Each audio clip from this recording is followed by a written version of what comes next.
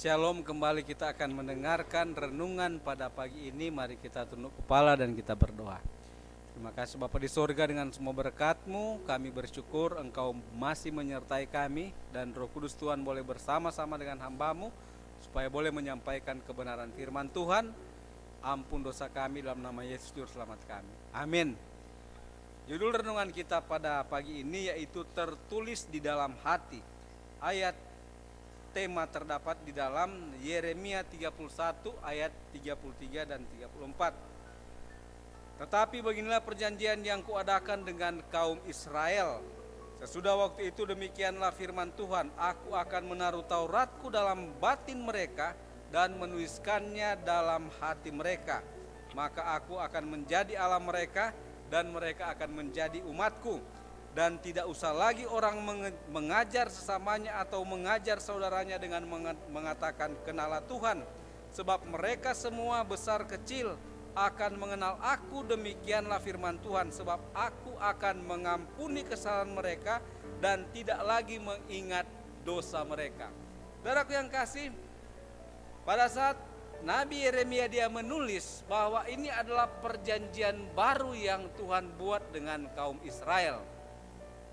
Jadi hukum yang sama yang dituliskan atau diukirkan di atas loh batu, itu juga dituliskan oleh Roh Kudus di atas loh hati manusia.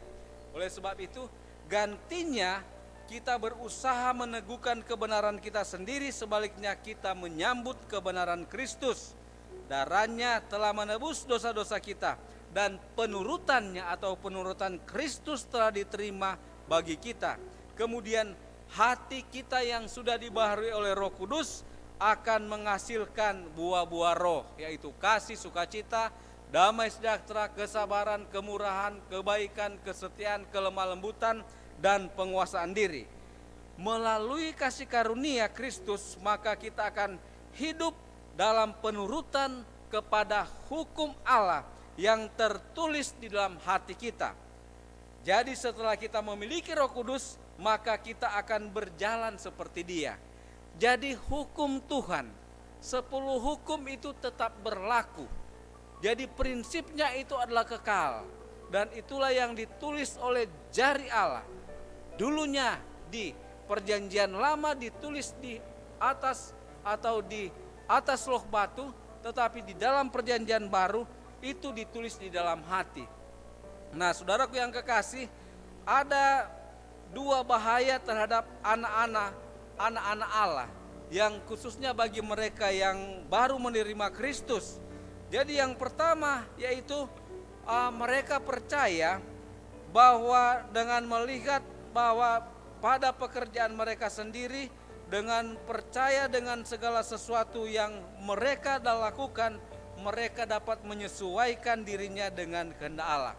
Tetapi saudara, kalau kita mengusahakan kebenaran, kita menuruti hukum itu dengan kuasa kita sendiri, itu adalah mustahil. Nah, sebaliknya ada orang juga yang mengatakan bahwa melalui kasih karunia, maka kita tidak memerlukan penurutan kepada hukum Tuhan. Saudara yang kasih karunia atau Injil, dia bergandengan tangan atau berjalan bersama dengan hukum Tuhan. Jadi pada saat kita dengan kuasa Roh Kudus, maka kita percaya dengan keselamatan karena kasih karunia, maka Roh Kudus itu akan memampukan kita untuk menurut akan perintah-perintah Tuhan, sehingga kita boleh hidup di dalam kebenaran. Nah, pada saat ini saya mengajak bahwa kepada kita semua supaya kita miliki kuasa Roh Kudus. Kita doakan itu setiap hari. Dengan demikian pada saat Roh Kudus itu hadir di dalam kehidupan kita, maka kita akan berseru sama seperti apa yang dilakukan oleh Raja Daud di dalam Mazmur 119 ayat 97. Betapa kucintai Tauratmu, aku merenungkannya sepanjang hari. Dan demikian Rasul Paulus dia menyimpulkan di dalam Roma 8 ayat 1.